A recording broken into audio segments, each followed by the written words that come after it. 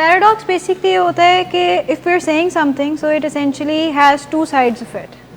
तो अगर हम कह रहे हैं ना कि chimp brain is dangerous, at the same time it's very helpful for us as well, तो that would be a paradox कि हम कह रहे हैं कि वो डेंजरस है बट इन सम इंस्टेंसेस वो हमारे लिए हेल्पफुल भी हो सकता है, अच्छा भी हो सकता है। Something dangerous where you can not rely on logical thinking because the danger is imminent.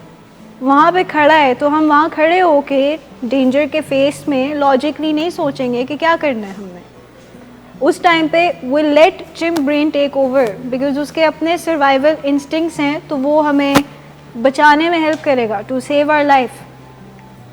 I always give this example कि if you're hiking in a jungle and एकदम से एक लायन हमारे सामने आके खड़ा हो जाता है, तो डू यू थिंक कि हम वहाँ पे खड़े होके उसके साथ फ्रेंड्स बनने की कोशिश करेंगे या we'll be like we'll try to tell it to calm down और समथिंग लाइक दैट, या हम लॉजिकली सोचेंगे कि कहाँ से निकलना है, क्या करना है। फाइट और फ्लाइट होगी ना, एकदम से भागेंगे, यहाँ हम फ्रीज भी हो सकते हैं, चांसेस ये भी हो सकते हैं। 3F रिस्पॉन्स जो है फाइट फ्लाइट फ्रीज के अक्सर हम फाइट तो नहीं करेंगे because our body is not built to fight a lion, तो हम मोस्ट प्रॉब्ली यहाँ तो फ्लाइट पे जाएंगे, विल रन अवे, या फिर हम फ्रीज हो जाएंगे, डर जाएंगे ना एकदम से।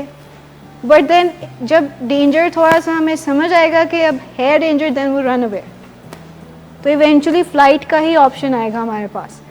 तो कुछ एजेंडा होता है, it's not like it brain जो है it exist in our brain, it exist for a reason. कुछ उसके अपने एजेंडाज होते हैं, कुछ ह्यूमन ब्रेन के अपने एजेंडाज होते हैं, और इट्स नॉट जो भी हमारे ब्रेन में स्ट्रक्चर है या हमारे ब्रेन में जिस टाइप का भी सिस्टम है, it has a purpose to serve, it's not like it's purposeless. Chimp brain क्योंकि स्टार्टिंग से होता है तो it ensures our survival, it ensures that we live to see another day. और ह्यूमन ब्रेन है वो हमें हेल्प करता है to live that day properly within the norms of society, relationships अच्छे रख के, सही से काम करके, ये सारी चीज़ें। तो कुछ एजेंडा है ह्यूमन का, और फिर इसके बाद हम चिम्प का भी पढ़ेंगे। ह्यूमन का एजेंडा है कि the first thing is to find purpose in life. Life को कैसे गुजारना, या लाइफ का एंड गोल, या मेरी लाइफ का पर्पस क्या है, मेन गोल क्या है, मकसद क्या है। Purpose in life can change, it's not like कि एक सेट पर्पस है और बस मैंने वही करना है। You can have multiple purpose in life because हमारी पर्सनैलिटी भी मल्टी फैसेटेड है। इट्स नॉट लाइक एक स्ट्रेट लाइन चल रही है, पर्सनैलिटी भी तो हमारी डिफरेंट चीज़ों का कॉम्बिनेशन है ना। तो हमारे मल्टी जगह पे प्रायोरिटीज़ होंगी, मल्टीपल जगह पे कमिटमेंट्स होंगी, तो हम पर्पस इन लाइफ को चेंज कर सकते हैं with time. For example purpose in life could be कि I want to get a good education, जब मिल गई एजुकेशन तो next could be to build an empire, to have a good business. तो you can keep on changing it, keep on revising it. एक पर्पस set करके तो हम उस पर टिक नहीं जाएंगे, उसको चेंज करते रहना चाहिए। काफ़ियों का पर्पस होता है रिकवरी, और हाँ अभी फ़िलहाल होना भी यही चाहिए। जो रिकवरिंग एडिक्ट्स होते हैं उनके लिए फ़िलहाल पर्पस होना भी रिकवरी ही चाहिए, और सारी चीज़ें हमारी रिकवरी रिलेटेड होनी चाहिए। हमारे बिहेवियर्स, एक्शंस, हम किसके साथ मिल रहे हैं, क्या कर रहे हैं, हमारी पूरी routine, it should be recovery oriented for now. जब रिकवरी सेटल डाउन हो गई है, वी नो कि it's on a stable path, तो then we can change our purpose in life to achieve whatever we could not achieve active addiction में। तो human का एक एजेंडा ये होता है टू पर्पस इन लाइफ ढूंढना। दूसरा है gaining self fulfilment, could be like self actualisation. लेकिन कभी कभार ये होता है कि हम जब गोल्स नहीं अचीव कर पाते फॉर वट एवर रीज़न, तो फिर हमारी सेल्फ इस्टीम काफ़ी गिर जाती है। तो उस टाइम पे क्या करना चाहिए हमें, जब हम एक गोल हमने सेट किया और हम नहीं उसको कंप्लीट कर पाए, गोल रिवाइज कर लेना चाहिए या हमारे एक्शंस रिवाइज कर लेने चाहिए? नहीं, but if you have one goal which is के एजुकेशन लेनी है और हम फॉर सम रीज़न एजुकेशन पे हमारा स्टॉप लग जाता है, तो डू यू थिंक कि हम एजुकेशन की जगह कोई और नया गोल डाल लें, या हम एजुकेशन कंप्लीट करने के लिए कोई और एक्शन अपनी लाइफ में लेके आएँ? What would be the better way कि हम अपने एक्शंस चेंज करें? अगर हमारे एक एक्शन नहीं काम किया, so we can find another way. Gaining self-fulfillment, it's very important for humans because we're always self-actualizing. हम हमेशा अपना potential से कुछ हद तक नीचे ही रहते हैं, so we're always trying to self-actualize to reach our potential. तो it's not like कि हम self-actualization की stage पे हमेशा के लिए रहेंगे. We will digress down to self-esteem, but then we'll go back up. Maslow की जो हायरार्की ऑफ नीड्स है, किसने पढ़ी है? बिजनेस में भी पढ़ाई जाती हैं, जो ये सब्जेक्ट्स होते हैं, सोशियोलॉजी में भी पढ़ाई जाती है. मैस्लोस हायरार्की ऑफ नीड्स क्या होती हैं? बेसिक नीड्स क्या हैं? पहले what does the pyramid show? Basic needs जो हमारी नहीं, सेल्फ एक्चुअलाइजेशन तो it's the top of the pyramid ना. मैं बेसिक से बात कर रही हूँ. बेसिक नीड्स आ गई, सोशल नीड्स आती हैं हमारी. सोशल नीड्स एक्चुअली थर्ड होती हैं.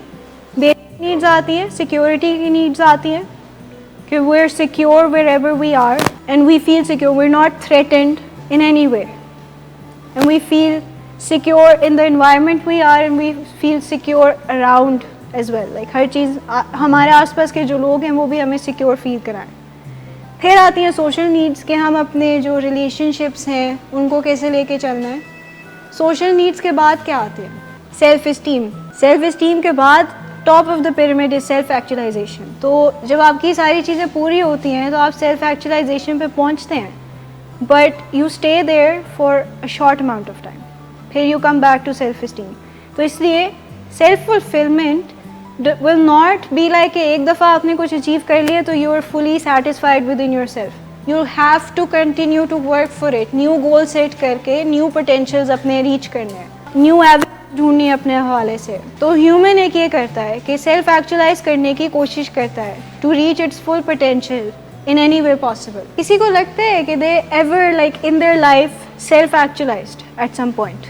कभी किसी ने कोई ऐसी फील हुआ है कि सेल्फ एक्चुअलाइज किया हो हमने? But you can. I am telling you that you can. You guys have the abilities and the capabilities and the mindset कि आप सेल्फ एक्चुअलाइज कर सकते हैं. सेल्फ एक्चुअलाइजेशन का मतलब है कि आप अपना पोटेंशियल रीच कर रहे हैं. So you are working at your full potential at one given point. फिर उसके बाद you come back to the उसके जो नीचे स्टेज है सेल्फ इस्टीम वाली कि you have a good self esteem, you feel good about your self. फिर कुछ अरसे बाद you do something that helps you self actualise again. But self actualisation पे आप हमेशा रहते नहीं हैं, फुल पोटेंशियल यूज करना है. मैस्लो की हायरार्की ऑफ हैं उसमें ये चीज़ आती है और ह्यूमन का एजेंडा उससे मिलता है. जो नीचे की 3 नीड्स हैं वो हमारी चिंप की नीड्स हैं, जो बाकी 2 नीड्स हैं वो हमारी ह्यूमन की नीड्स हैं. तो इसलिए I am drawing a parallel between the two.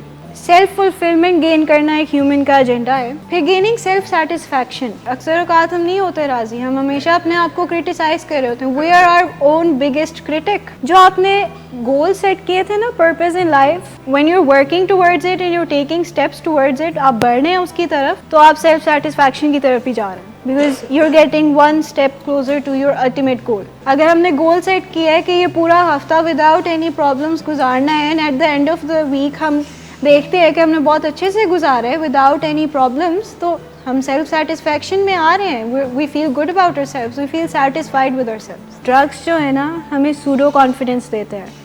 तो वो जो हमने सेल्फ एक्चुअलाइज किया, we probably did, but we did it under the influence. Actual में जो प्रॉपर सेल्फ एक्चुअलाइजेशन है, that would be doing it without any mood altering substances in your life. That would mean कि you are reaching your true potential without relying on any other substance to help you.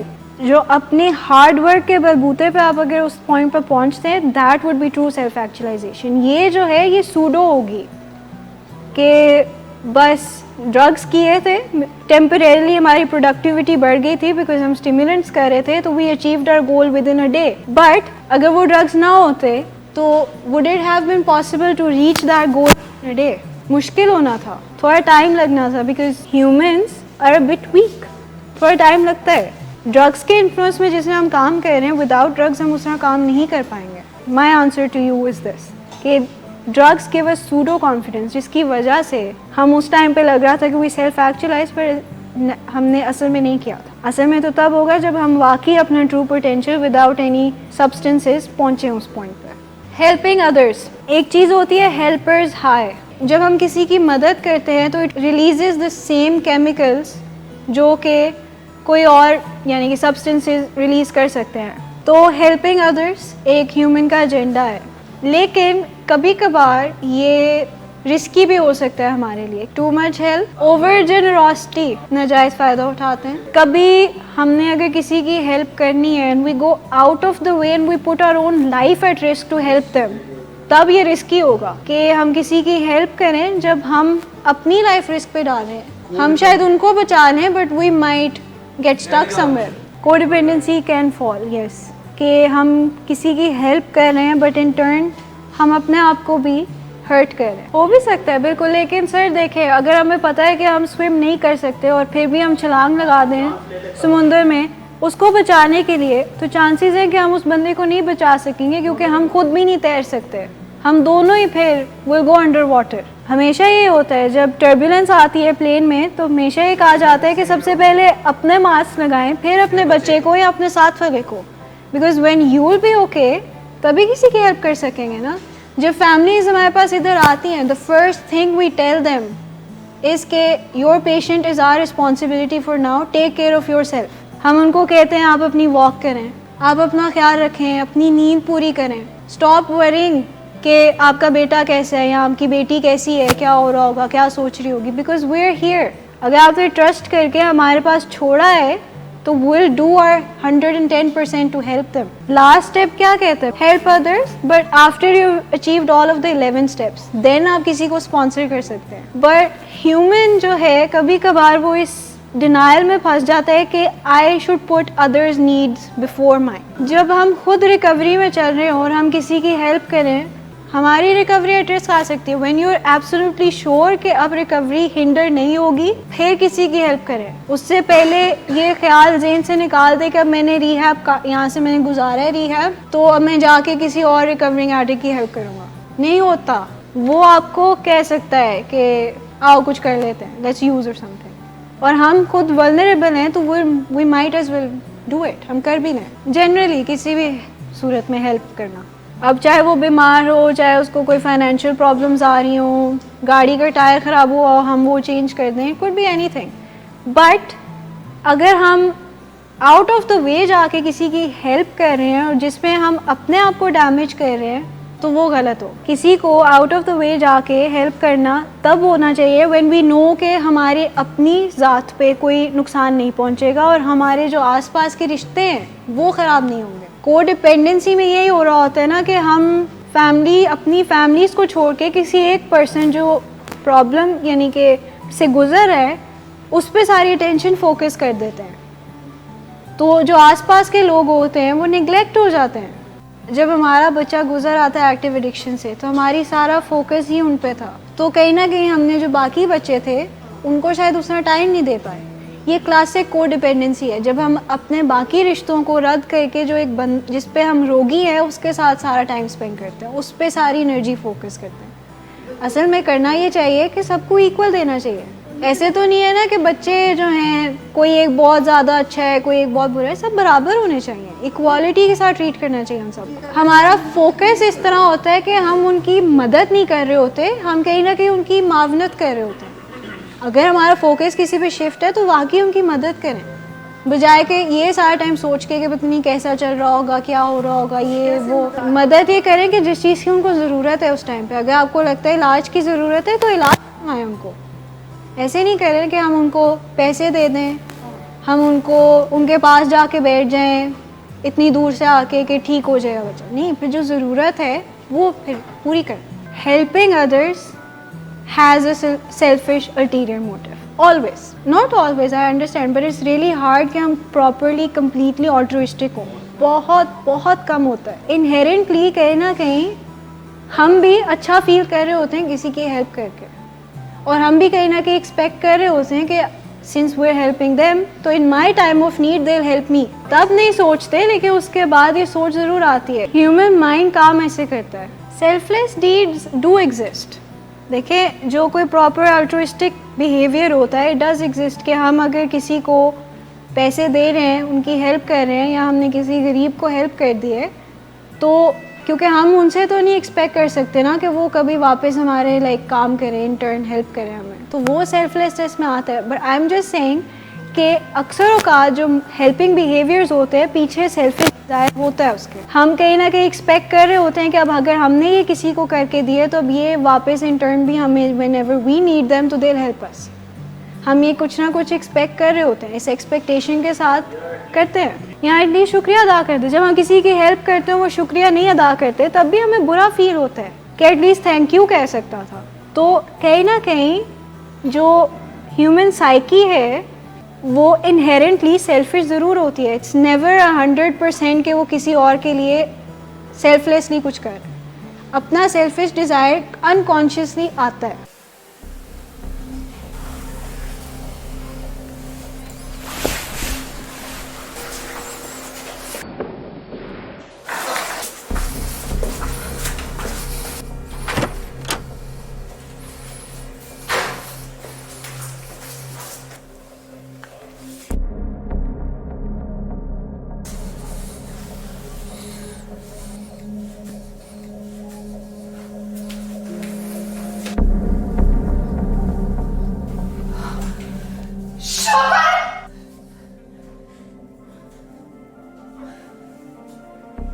शराब नोशी की वजह किरदार की खराबी नहीं, mood की खराबी है।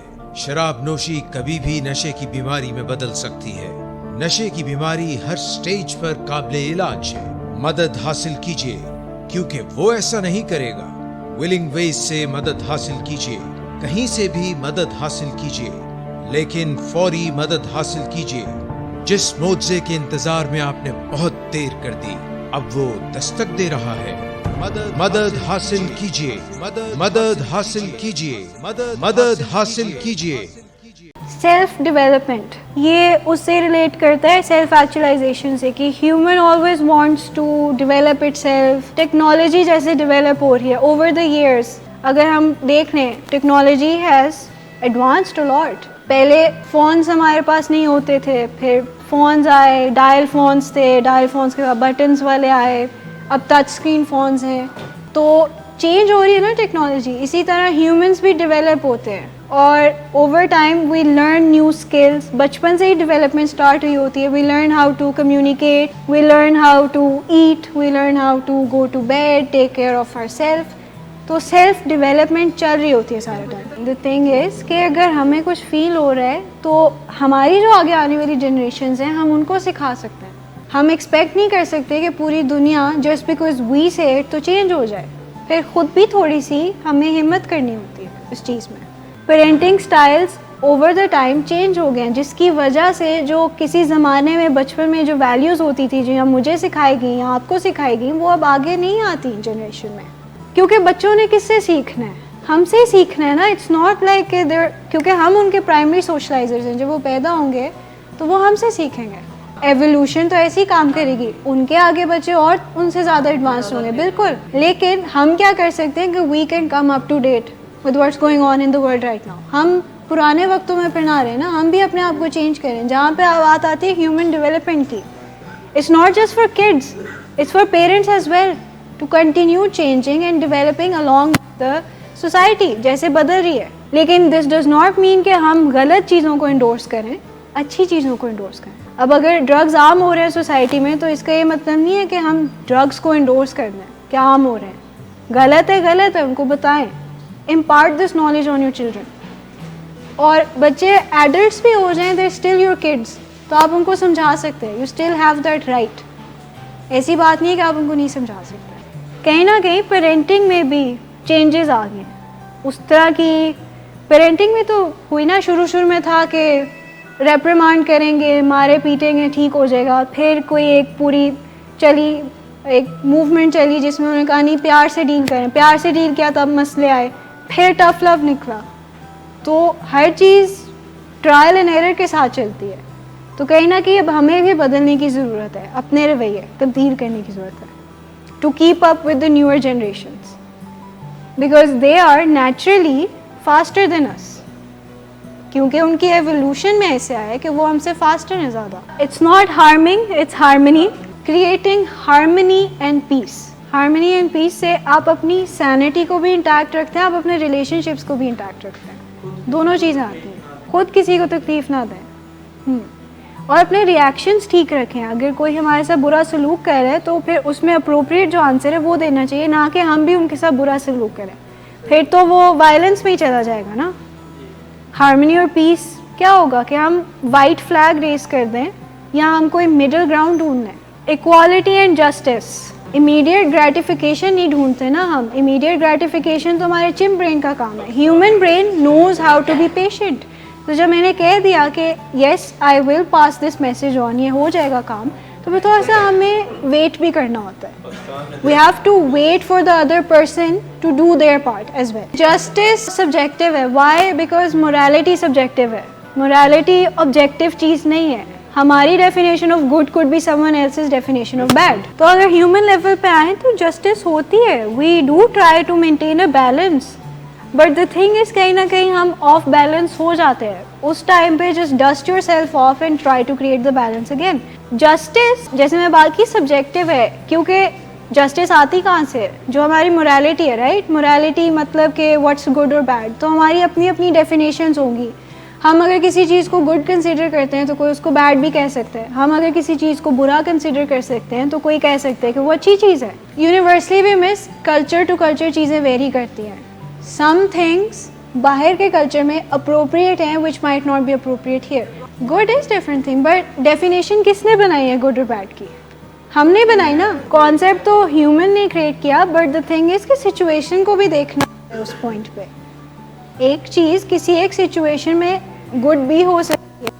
कुछ चीज़ें यूनिवर्सली यस गुड और बैड, लाइक पता है स्टीलिंग इज़ बैड, उसके अलावा hurting someone is bad, lying is bad, ये तो जनरल है at a world wide level. But अगर हम अपने अंदर भी झांक के देखें तो अपने अंदर भी बहुत नज़र आएंगी गुड और बैड की different definitions as compare to another human. हम जस्टिस को किसी और तरीके से व्यू कर सकते हैं, but the thing is at the end of the day do what's right. जो सिचुएशन में ठीक चीज़ है वो करनी चाहिए, जिससे अगला बंदा भी हर्ट ना हो, उसको हम कहेंगे इक्वालिटी और justice. Ethics and moral principles, उसकी बात होगी है तकरीबन कि हम एक मॉरल क्रीचर्स हैं, हम मोरालिटी को इंटैक्ट रखना चाहते हैं। जब हमारी मोरालिटी चैलेंज होती है तो we feel a bit bad, हमें थोड़ी सी तकलीफ होती है। अगर हम अपने वैल्यूज़ के अगेंस्ट जाएं, अपने मॉरल्स के अगेंस्ट जाएं, तब भी थोड़ा होता है, गिल्टी फील करते हैं हम। अगर हम कभी किसी से झूठ बोल दें किसी हवाले से, तो बाद में गिल्टी फील होता है कि सच ही बोल देता, लेकिन उस टाइम पे बोल देते हैं, बाद में फिर गिल्ट फील होता है।